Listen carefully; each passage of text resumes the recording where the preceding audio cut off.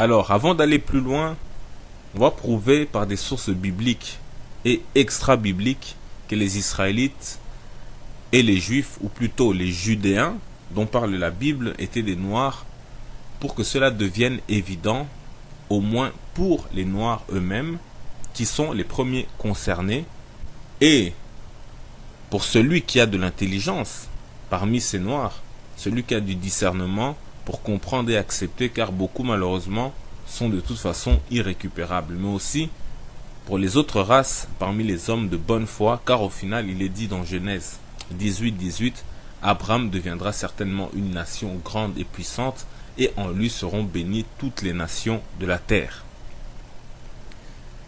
Ainsi, ce n'est pas qu'une affaire de Noirs. Certes, c'est eux qui sont concernés en premier. C'est seulement après leur renaissance, leur résurrection, parce que le peuple noir en ce moment est un peuple mort, mort avant tout spirituellement.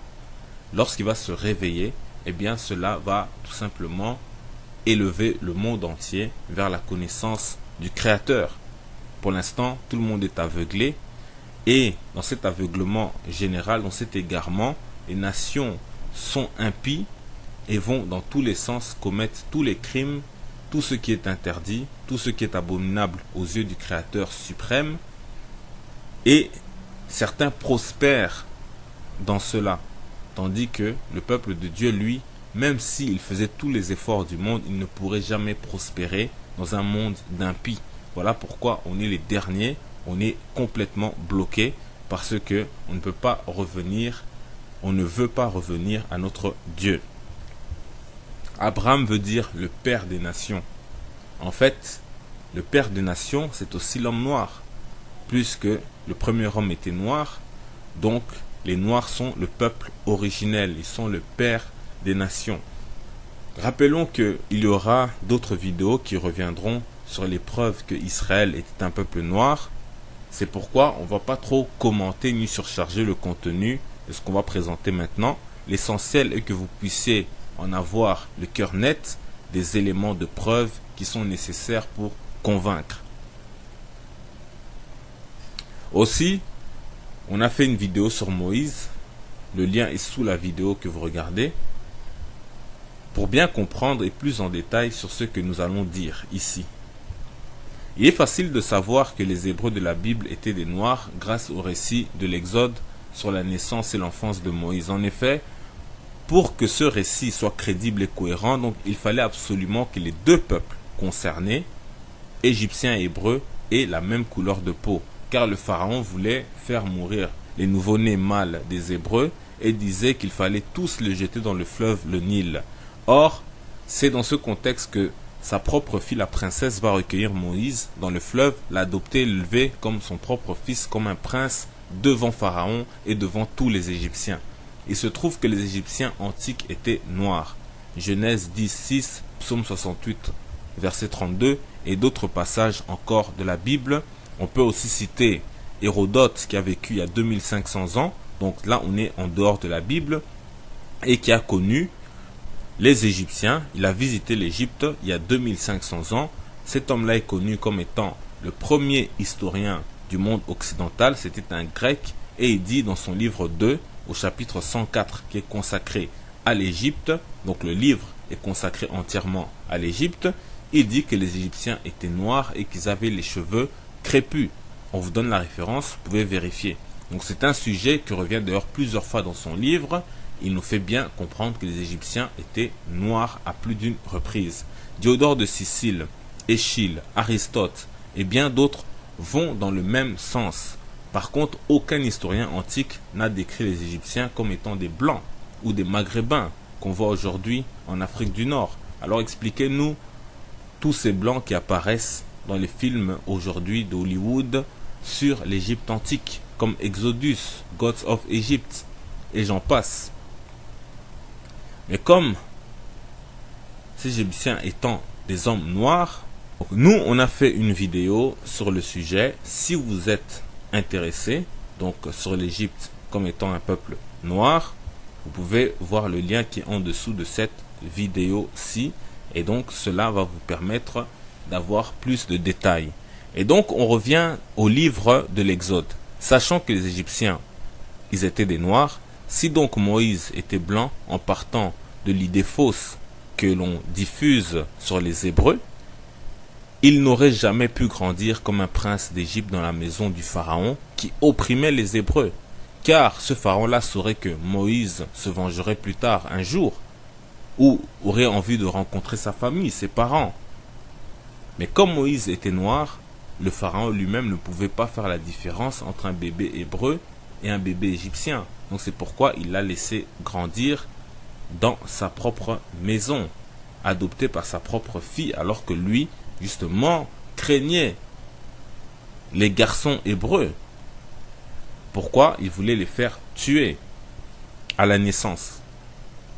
Moïse étant noir, sa famille et les Hébreux l'étaient forcément aussi, au même titre que les Égyptiens. La Bible, dans le livre de Amos, chapitre 9, verset 7, est claire à ce sujet. Il est dit, à propos des Israélites, il est dit, ça c'est Dieu qui parle, n'êtes-vous pas pour moi comme les enfants des Éthiopiens, ô enfants d'Israël, dit l'Éternel. N'ai-je pas fait sortir Israël du pays d'Égypte comme les Philistins de Caphtor et les Syriens de Kir? Ici, les enfants des Éthiopiens sont les Égyptiens, car l'Égypte est une colonie éthiopienne. Et les Juifs sont une colonie égyptienne. C'est pourquoi Dieu dit, ne vous ai-je pas fait sortir du pays d'Égypte? Donc c'est pourquoi on assimile les Israélites aux enfants des Éthiopiens qui sont les Égyptiens. Et cela se confirme aussi dans les livres antiques en dehors de la Bible, notamment Théodore de Sicile, un des plus grands historiens de l'Antiquité en Occident qui a vécu il y a 2000 ans, dit dans son livre 3 qui est consacré aux Éthiopiens, il est écrit dans le chapitre 3, donc livre 3, les Éthiopiens disent que les Égyptiens descendent d'une de leurs colonies qui fut conduite en Égypte par Osiris. Le même auteur, dans son livre 1, qui est cette fois-ci consacré à l'Égypte, dit, ça c'est au chapitre 28, les Juifs placés entre l'Arabie et la Syrie descendent aussi de colons égyptiens. C'est ce qui explique l'usage qui existe depuis longtemps chez ces peuples de se circoncire les enfants. Cet usage est importé de l'Égypte. On voit que c'est exactement le même ordre que dans la Bible, dans Amos 9.7, Éthiopiens, Égyptiens et Juifs. On comprend facilement que les Éthiopiens étant noirs, leur colonie égyptienne ne peut être que noire. Pareil pour l'Égypte, étant noire, sa colonie israélite, hébreu ou juive ne peut être que noire. C'est ce que nous dit Théodore de Sicile dans son livre 1 au chapitre 28, que les Juifs sont une colonie égyptienne. On va aussi citer Strabon dans son livre 16 consacré à la Syrie, à la Phénicie et à la Palestine, qui dit « Mais malgré la présence de ces éléments étrangers, en fait, il nous explique que on pouvait trouver en Judée des Égyptiens, des Arabes et des Phéniciens. Mais il dit que malgré la présence de ces éléments étrangers, ce qui se dégage de plus certain dans l'ensemble des traditions relatives au temple de Jérusalem, donc Jérusalem, c'est que les Égyptiens sont les ancêtres directs des Juifs actuels. Donc on parle des Juifs de son époque, c'est-à-dire le 1er siècle de l'ère chrétienne, donc l'époque qu'on dit qu'auraient vécu le Christ et les apôtres. C'est ce qui ressort des témoignages antiques. Si on va chez Tacite, en latin Publius Cornelius Tacitus, c'est un historien et un sénateur romain né en l'an 58 et mort vers 120 après l'ère chrétienne.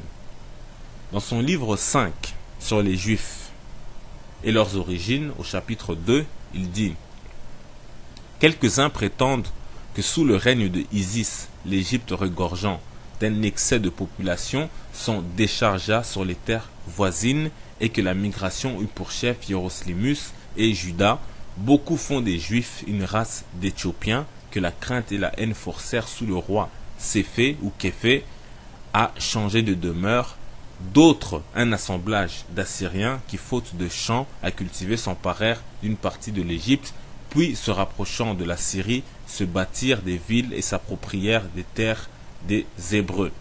Fin de citation.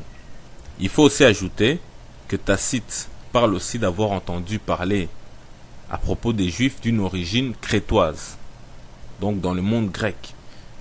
Mais il faut simplement savoir que même dans la Bible, on dit que les Juifs s'étaient éparpillés partout dans le monde.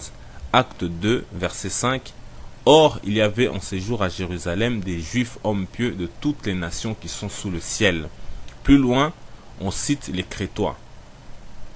Dans le chapitre 2 toujours, au verset 11, Crétois et Arabes, comment les entendons-nous parler dans nos langues des merveilles de Dieu? Ainsi, vous comprenez ici que ce n'est pas quelque chose d'étonnant. D'ailleurs, on cite les Juifs éthiopiens, égyptiens et ainsi de suite dans la Bible. Mais Tacite, lui, ne savait pas forcément quelle était la communauté la plus ancienne parmi tous ces Juifs éparpillés dans le monde. Mais néanmoins, lorsqu'il raconte l'histoire des Juifs, il le remonte bel et bien à l'Égypte. Mais ce qui nous intéresse ici, c'est de démontrer que cela ne change rien au fait qu'ils étaient noirs. Donc malgré qu'ils étaient crétois dans le monde grec, assyrien, éthiopien ou égyptien, selon les dires de l'historien Tacite, qui était un sénateur romain, on va quand même voir que ça change en rien du tout le fait qu'ils étaient noirs. Tacite cite les Juifs comme étant soit égyptiens, éthiopiens, assyriens et crétois. Pour les Égyptiens et les Éthiopiens, on sait et on vient de le montrer qu'ils étaient noirs. Donc pas besoin de s'étendre là-dessus. Par contre, pour la Syrie et la Crète, c'est beaucoup moins évident pour la plupart des gens. On a l'impression que lorsqu'on entend la Syrie, lorsqu'on entend la Crète, la Grèce antique, donc on fait directement allusion à des blancs ou à des peuples à la peau très claire. Et pourtant, on va vous prouver que autrefois, il n'en était rien. Ces peuples étaient des noirs. Pour ça, tout d'abord, concernant la Crète, voici une carte que vous pouvez retrouver dans Wikipédia lorsque vous tapez malédiction de Cham. Dans la légende, en bas de la carte, il est écrit que c'est le Proche-Orient vu par les anciens Israélites, d'après l'hypothèse documentaire. Ainsi, cette carte se veut être une représentation de cette région selon la Bible, Ancien Testament, donc la Bible juive. Les parties qui sont surlignées en rouge correspondent aux descendants ou territoires de Cham. Et ceux en vert sont ceux de Sem, deux des fils de Noé. Comme on le sait, Cham fait unanimement référence au peuple noir. Vous pouvez aller voir nos vidéos sur les origines noires d'Abraham et les fleuves de l'Éden en Afrique pour avoir plus de détails. On va vous mettre ça en lien en dessous de cette vidéo. Et si vous regardez en haut à gauche donc de la carte, on voit la Crète. Donc cette île grecque est surlignée en rouge sous le nom de Caphtorim Philistine, comme l'indique la flèche jaune que vous voyez à l'écran. Donc c'est une terre de noirs descendants de Cham.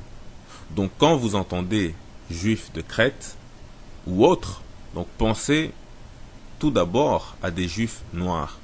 Donc cela en effet correspond au fait que Cham est le père de Cush, c'est-à-dire les Éthiopiens, il est le père de Misraïm, les Égyptiens, et il est le père de Canaan, dont vont faire partie les Philistins plus tard, comme l'indique cette carte, et comme c'est dit dans Genèse chapitre 10, au verset 6. Il est dit, les fils de Cham furent Cush, Misraïm, Pout et Canaan. Et comme on sait que les Israélites combattaient régulièrement les Philistins à Canaan, on connaît d'ailleurs le célèbre face-à-face qui a opposé David et Goliath. Goliath était un Philistin.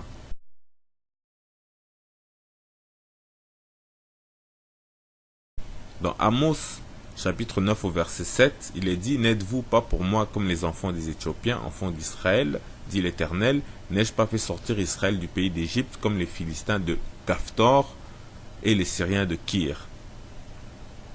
Donc selon la Bible, les Philistins viennent de Caphtor. Et quand on va sur enseignement Caftor.com, on nous dit à propos de Caftor, en 1, c'est la demeure d'origine des Philistins, peut-être sur la côte sud-ouest de l'Asie mineure, peut-être en Égypte, ou plus probablement sur l'île de Crète.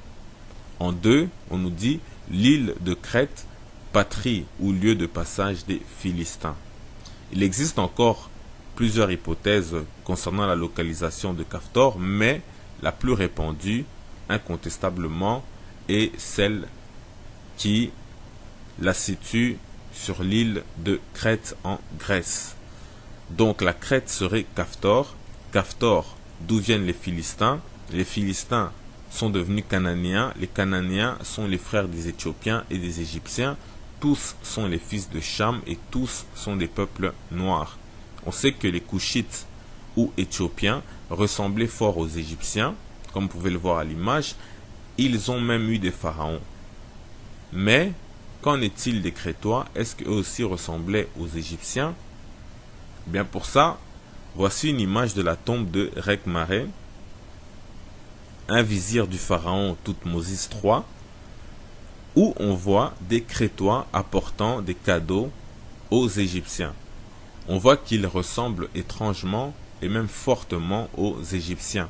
Les Égyptiens les nomment Kefti, Kefti qui ressemble fort à Caftor, comme vous pouvez lire sur le bas de certaines images, ou dans la légende en anglais, où il est écrit entre parenthèses Crétois, et donc ça se rapporte à Kefti. Cela donc ne doit pas surprendre, car la Bible dit à propos des Caftorim, ou Kefti, ou encore Crétois, qui sont d'origine égyptienne. Donc la ressemblance ne doit pas surprendre. Ça c'est dans Genèse 10, verset 13, Misraïm. Donc on précise Misraïm, ce nom veut dire Égypte dans la Bible. On ferme la parenthèse. Misraïm engendra les Ludim, les Anamim, les Abim, les Naphtuim, les Patrousim, les Kaslouim, d'où sont sortis les Philistins et les Caftorim. On voit que les Philistins et les Caftorim ont la même origine. Ils sont d'origine égyptienne. Donc, on ne peut pas faire plus clair. Les Philistins vont plus tard s'installer à Canaan, comme ce sera aussi le cas pour Israël, et ils vont être des ennemis jurés. On ne va pas entrer dans les détails, mais sachez aussi que les Grecs anciens appelaient les Cananéens Phéniciens, et que la plus ancienne des civilisations grecques s'appelait Minoenne, en référence au légendaire Minos, roi de la Crète. Or, Minos était le fils de Europe, d'où le nom du continent Europe, c'est une femme, et Europe était une femme noire phénicienne ou cananéenne. Donc on y reviendra si Dieu veut dans la rubrique Histoire concernant la Grèce antique noire. Mais pour terminer, voici quelques images de représentation crétoise, tout comme on vous a montré des images représentant des Crétois, mais des images d'origine égyptienne. Là c'est maintenant des images d'origine crétoise. On voit que la ressemblance égyptienne ne fait pas de doute. Et si on a des représentations crétoises où l'on voit des blancs, c'est que les blancs sont arrivés plus tard parmi les Crétois, d'une part, et d'une autre part, on a aussi repeint en blanc certaines de ces fresques, donc forcément pour tromper et faire croire que la Grèce antique était une civilisation totalement blanche et ainsi de suite, mais il n'en est rien. Là, on essaie de brouiller l'origine des Crétois, mais la réalité est que les Crétois sont des Noirs d'origine et on vient de vous le montrer. Et comme vous l'avez compris, lorsque Tacite parle de Juifs de Crète, cela n'enlève en rien le fait qu'ils étaient noirs. Enfin, on va terminer avec les Assyriens. Pour ça, on va aller dans le livre de Strabon, qui est né à Amasya, en Turquie. Non, mais à l'époque, la Turquie faisait partie du monde grec. Donc, il est né vers 64 avant l'ère chrétienne et il est mort en 25 après l'ère chrétienne. Et c'était un géographe grec. Dans son livre consacré à la Syrie, voici ce qu'il nous dit. Ainsi, les populations de l'une et de l'autre Cappadoce, de la Cappadoce taurique et de la Cappadoce pontique, sont même de nos jours souvent appelés les Leuco-Syries ou Syriens blancs, par opposition apparemment à d'autres Syriens dits Mélano-Syries ou Syriens noirs, qui ne peuvent être que les Syriens établis au-delà du Taurus. On s'arrête là pour l'instant, en disant que ce passage nous fait comprendre que de son temps à Strabon, on appelait Syriens que des peuples à la peau blanche. On les appelait plus précisément Leuco-Syriens, donc qui veut dire Syriens blancs. Ainsi, Strabon en déduit donc que c'est par opposition à des Syriens noirs forcément, mais que lui, à son époque-là, il ne connaît pas de Syriens noirs, mais il en déduit que c'est un peuple qui habitait dans les environs un peu plus loin dans la région, mais qui porte plus ce nom-là de Syriens. Donc en gros, les Syriens, en tant que nom de peuple noir, n'existaient plus. Et c'est là que Strabon va nous donner une information qui est capitale sur comment cela a pris fin. Donc il ajoute, d'autre part, quand les historiens qui ont écrit des antiquités de la Syrie nous disent que la puissance des Mèdes fut détruite par les Perses, comme celle des Syriens auparavant l'avait été par les Mèdes, il est évident que pour eux, les seuls et vrais Syriens sont ceux qui avaient fixé le siège de leur empire dans Babylone et dans Ninive et qui eurent pour maître Ninus et Sémiramis. On sait que Ninus est le roi qui bâtit Ninive dans les plaines de la Turie et qu'après lui, Sémiramis, sa femme, succédant à son pouvoir, fonda et bâtit Babylone. Ninus et Sémiramis avaient conquis l'Asie. Fin de citation. Comme vous le voyez, Strabon dit que l'empire des Assyriens noirs avait été détruit par les Mèdes. Néanmoins, il précise que pour les historiens antiques, les seuls et vrais Syriens sont ces Syriens noirs, fondateurs de Babylone et de Ninive. Puis il continue en disant les fondateurs étaient Ninus et son épouse Sémiramis qui avaient conquis l'Asie.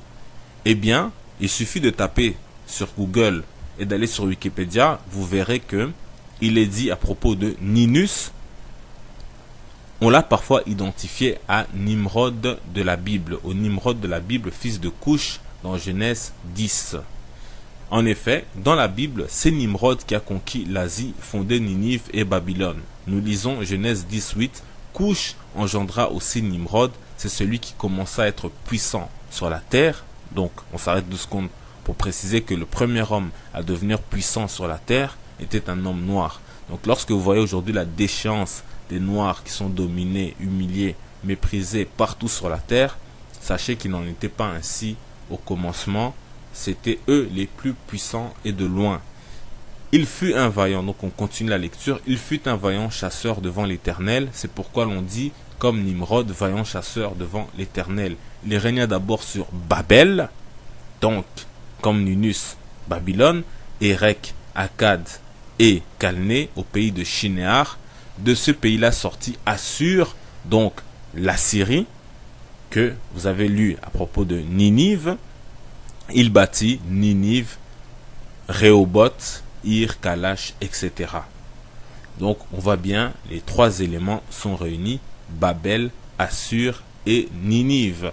Or, Strabon précise clairement que les historiens antiques de l'époque avant lui, alors que lui-même a vécu entre le 1er siècle avant l'ère chrétienne et le 1er siècle après l'ère chrétienne, il dit que ceux qui ont connu l'empire de la Syrie ou qui l'ont étudié avant lui disent que ce sont les seuls et vrais Syriens, ce sont ceux-là qui étaient à Babylone et à Ninive. Donc ce ne sont pas les Leuco-Syriens, donc ces Syriens blancs qui vivaient du temps de Strabon. Donc on voit parfaitement que Nimrod, pour la Bible, est l'équivalent de Ninus chez les Grecs antiques, puisqu'il a conquis l'Asie. La Bible précise qu'il est le fils de Couche. Couche veut dire Éthiopie. Couche veut aussi dire noir en hébreu. Donc il ne fait aucun doute que Nimrod lui-même était noir. Donc on voit que même pour ceux qui viennent en disant oui, mais Abraham n'était pas noir car il venait de la Mésopotamie, la Bible parle d'Ur en Chaldée, il n'y a pas d'échappatoire pour ces personnes-là, car en effet, même Diodore de Sicile dit dans son livre 1 au chapitre 28 que les Chaldéens sont une colonie égyptienne en Babylonie, donc sont des hommes noirs. Et cela colle avec la Bible puisque Nimrod, éthiopien, comme les Égyptiens, fonda Babylone ou Babel. Puisque, comme on l'a dit, il est le fils de Cush, Cush qui veut dire noir et qui fait référence à l'Éthiopie. Ainsi, vous comprenez clairement que les Assyriens, que Nimrod ou Ninus était, donc dont Nimrod ou Ninus était l'empereur, le chef, était un peuple noir, mais l'empire d'Assyrie avait été détruit par les Mèdes bien longtemps avant l'époque de Strabon.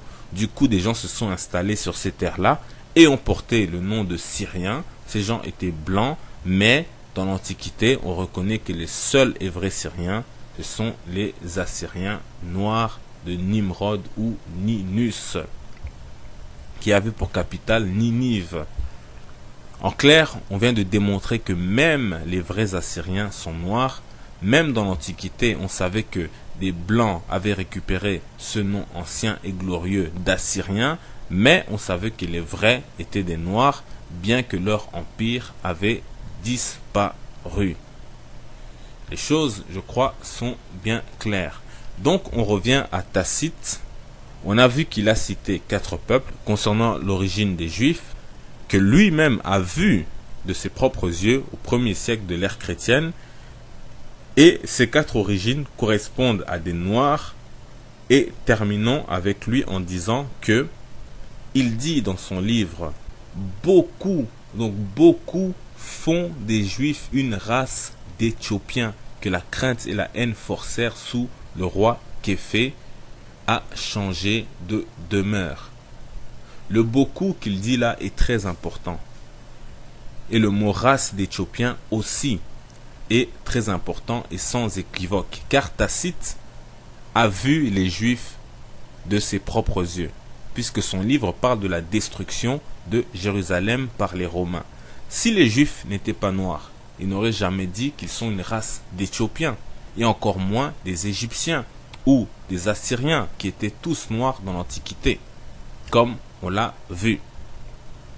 Donc, lorsque Tacite dit que beaucoup disent que les Juifs sont une race d'Éthiopiens, là, même s'il fait référence à Éthiopie comme nation,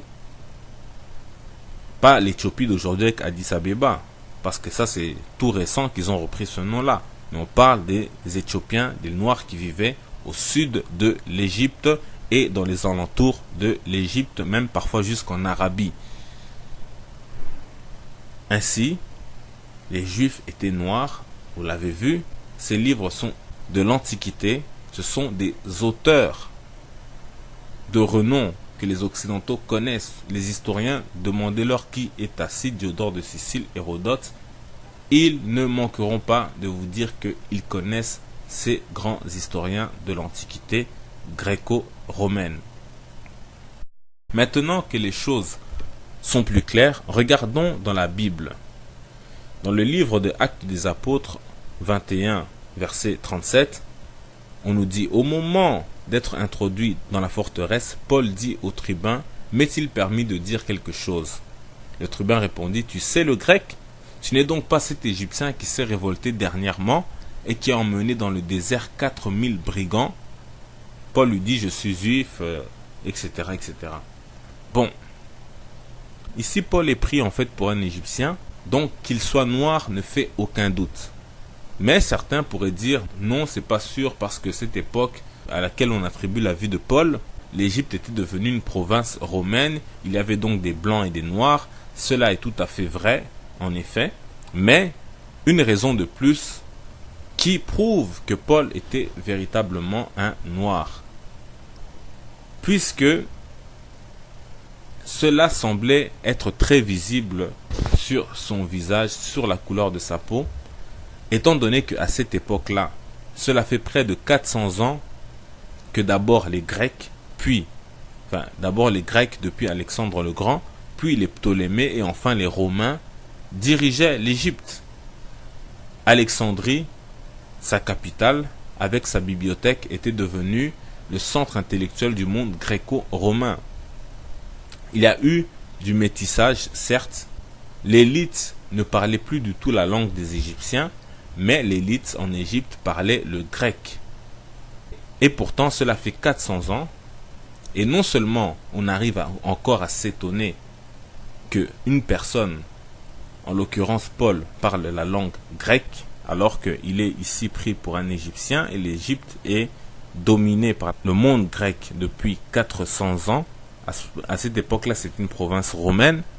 Mais en plus, on le prend pour un Égyptien qui arrive à traîner avec lui plus de 4000 hommes dans le désert. Donc Paul devait visiblement ressembler véritablement à un Égyptien de basse classe, de basse couche de la société, qui n'avait pas les moyens d'accéder à l'instruction pour apprendre le grec. Il ne ressemblait ni à un métis, ni à un assimilé, mais à un pur Égyptien. À cette époque, on dit que les autochtones égyptiens et juifs se révoltaient souvent contre l'occupation romaine, et c'est aussi cela que Tacite reprend dans son livre pour expliquer comment les Romains ont finalement détruit Jérusalem. C'est ainsi qu'on a donc pris Paul pour quelqu'un qui organisait des révoltes de peuples autochtones égyptiens. Or, on sait que les autochtones étaient noirs, tandis que l'élite, comme du temps de la colonisation dans les pays africains, on sait que ceux qui tenaient l'armée, les administrateurs de la colonie, c'était des Européens. Ce n'étaient pas des autochtones. Ainsi, Paul ne pouvait ressembler qu'à un homme noir. Nous pensons que les choses sont claires. On ne va pas s'attarder sur Apollos d'Alexandrie, de Actes, chapitre 18 au verset 24, de Niger, Acte 13, 1, ou encore de l'eunuque éthiopien, juif, cet Africain qui était à Jérusalem et qui lisait le livre d'Ésaïe dans Acte, chapitre 8 au verset 26 à 28. Donc on parlera même pas des juifs noirs du Yémen, les Im Yarit et des Falachas ou Beta Israël d'Éthiopie. Parce que là, on risque de s'étendre beaucoup. Ce sont des sujets qu'on va réaborder prochainement. Donc on va finir par dire que maintenant qu'on sait que les Israélites étaient des Noirs, alors il ne fait plus aucun doute que le Christ biblique aussi était noir. D'ailleurs, on le situe entre l'époque de Tacite et Diodore de Sicile. Ces deux historiens qu'on a cités, ces deux historiens de l'Antiquité, qui disent que les Juifs étaient noirs. Donc vraiment, il n'y a aucun échappatoire. Et pour celui qui voudrait tenter de blanchir le Christ, alors on va dire ok, mais avec quel argument, si ce n'est toutes les falsifications qui ne tiennent même pas sur une jambe. Qu'on nous dise, donc, avec tous les éléments qui vont les uns avec les autres, nos éléments ne se contredisent pas entre eux, tous les éléments collent parfaitement avec le contexte, avec la Bible, avec les textes historiques.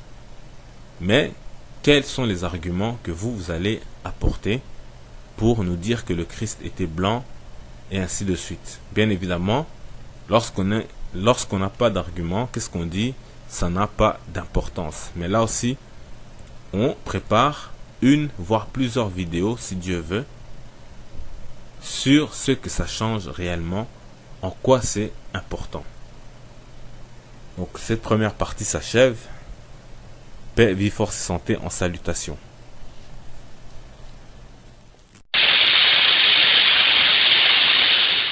N'ai-je pas fait sortir Israël du pays d'Égypte comme les Philistins de Caphtor et les Syriens de Kir?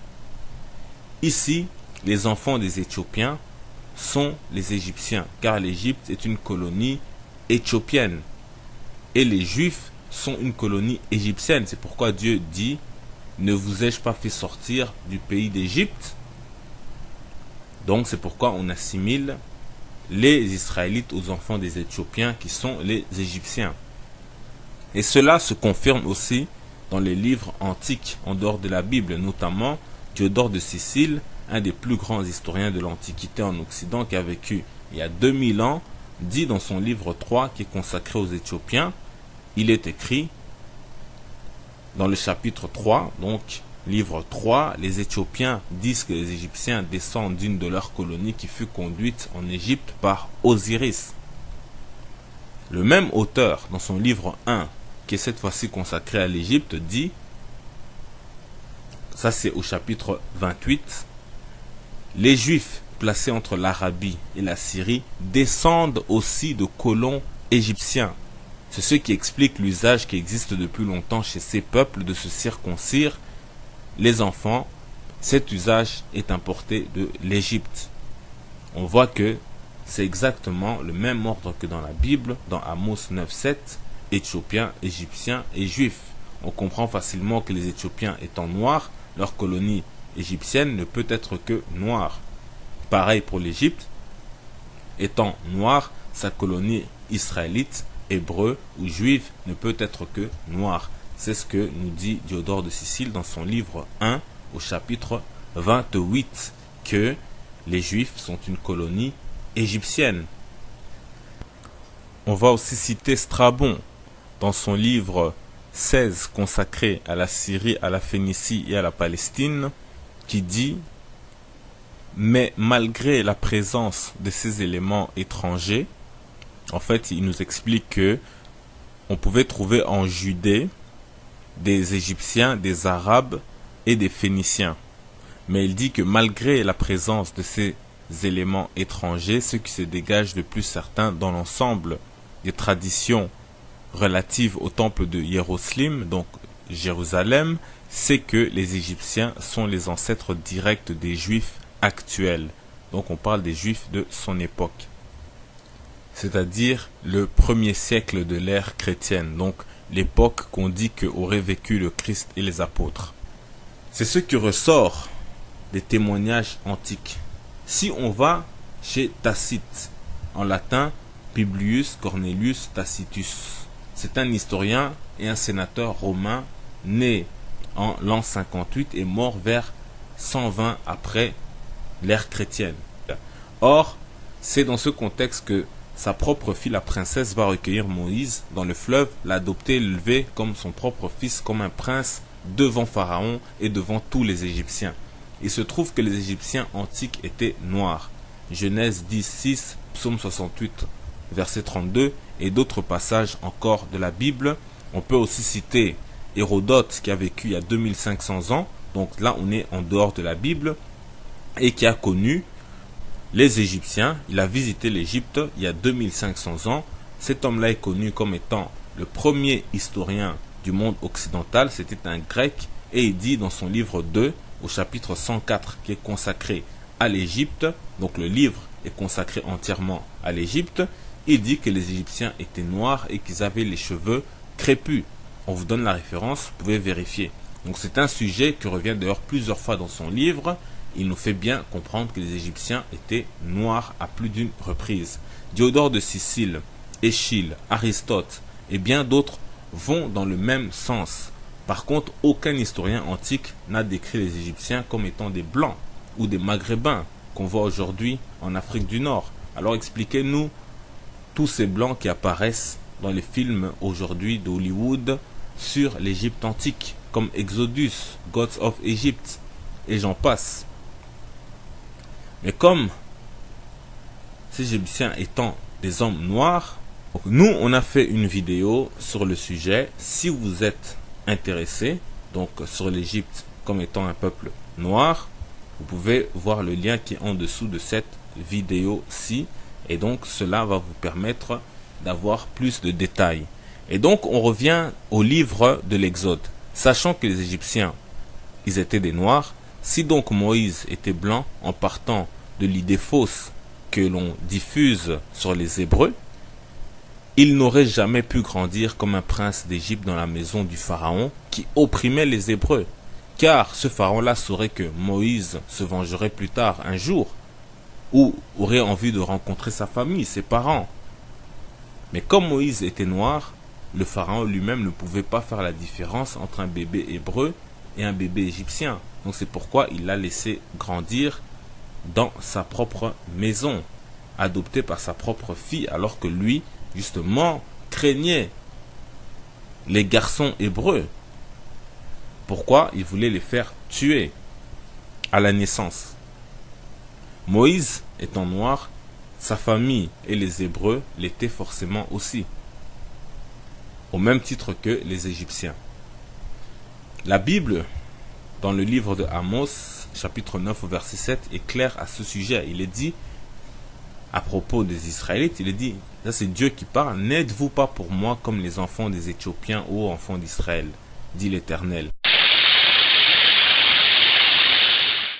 Alors, avant d'aller plus loin, on va prouver par des sources bibliques et extra-bibliques que les Israélites et les Juifs, ou plutôt les Judéens, dont parle la Bible, étaient des Noirs, pour que cela devienne évident, au moins pour les Noirs eux-mêmes, qui sont les premiers concernés, et pour celui qui a de l'intelligence parmi ces Noirs, celui qui a du discernement pour comprendre et accepter, car beaucoup malheureusement sont de toute façon irrécupérables, mais aussi pour les autres races parmi les hommes de bonne foi, car au final il est dit dans Genèse 18, Abraham deviendra certainement une nation grande et puissante, et en lui seront bénies toutes les nations de la terre.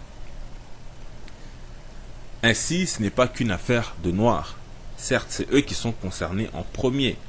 C'est seulement après leur renaissance, leur résurrection, parce que le peuple noir en ce moment est un peuple mort avant tout spirituellement.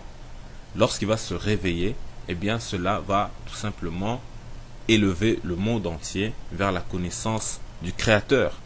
Pour l'instant, tout le monde est aveuglé, et dans cet aveuglement général, dans cet égarement, les nations sont impies et vont dans tous les sens commettre tous les crimes, tout ce qui est interdit, tout ce qui est abominable aux yeux du Créateur suprême, et certains prospèrent dans cela, tandis que le peuple de Dieu, lui, même s'il faisait tous les efforts du monde, il ne pourrait jamais prospérer dans un monde d'impies.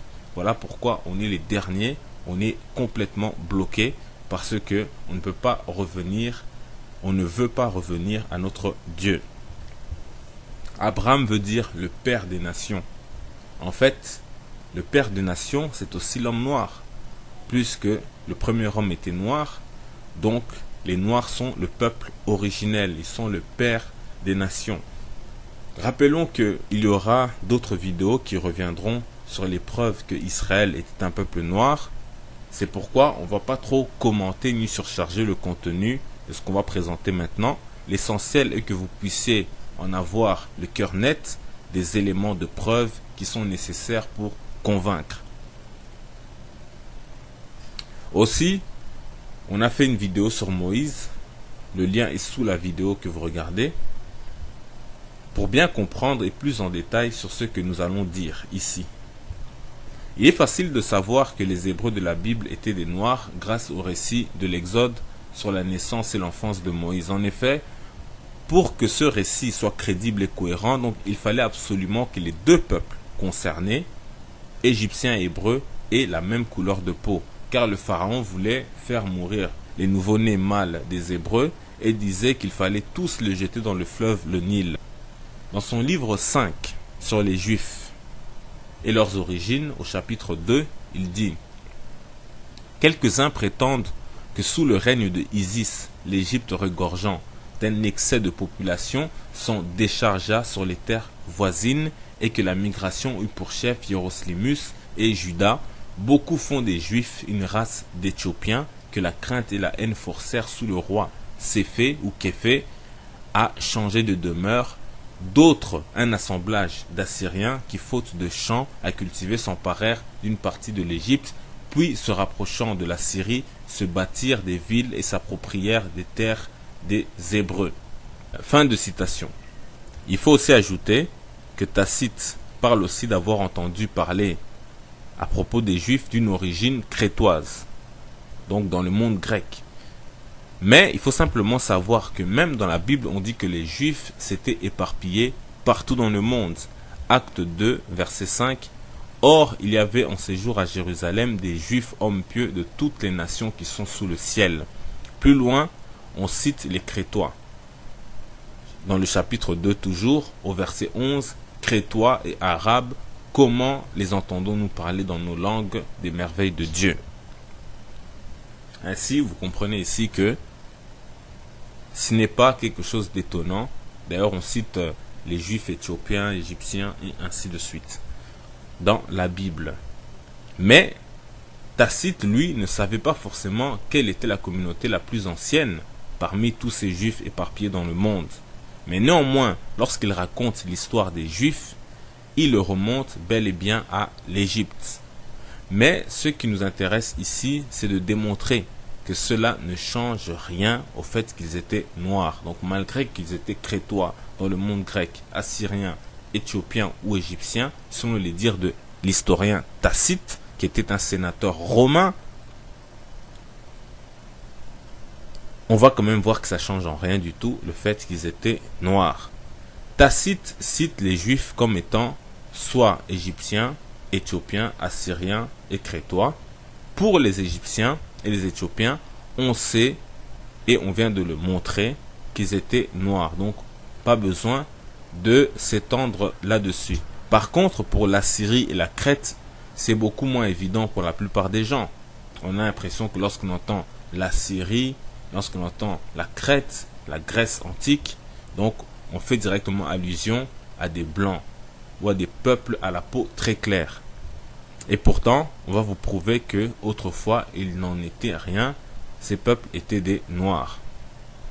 Pour ça, tout d'abord, concernant la Crète, voici une carte que vous pouvez retrouver dans Wikipédia lorsque vous tapez malédiction de Cham.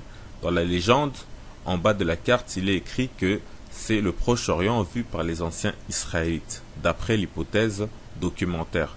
Ainsi, cette carte se veut être une représentation de cette région selon la Bible Ancien Testament, donc la Bible juive. Les parties qui sont surlignées en rouge correspondent aux descendants ou territoires de Cham. Et ceux en vert sont ceux de Sem, deux des fils de Noé. Comme on le sait, Cham fait unanimement référence au peuple noir. Vous pouvez aller voir nos vidéos sur les origines noires d'Abraham et les fleuves de l'Éden en Afrique pour avoir plus de détails. On va vous mettre ça en lien en dessous de cette vidéo. Et si vous regardez en haut à gauche donc de la carte, on voit la Crète. Donc cette île grecque est surlignée en rouge sous le nom de Caphtorim Philistine, comme l'indique la flèche jaune que vous voyez à l'écran. Donc c'est une terre de noirs descendants de Cham. Donc quand vous entendez Juifs de Crète ou autres, donc pensez tout d'abord à des Juifs noirs. Donc cela en effet correspond au fait que Cham est le père de Cush, c'est-à-dire les Éthiopiens, il est le père de Misraïm, les Égyptiens, et il est le père de Canaan, dont vont faire partie les Philistins plus tard, comme l'indique cette carte, et comme c'est dit dans Genèse chapitre 10, au verset 6. Il est dit, les fils de Cham furent Cush, Misraïm, Pout et Canaan. Et comme on sait que les Israélites combattaient régulièrement les Philistins à Canaan, on connaît d'ailleurs le célèbre face-à-face qui a opposé David et Goliath. Goliath était un Philistin.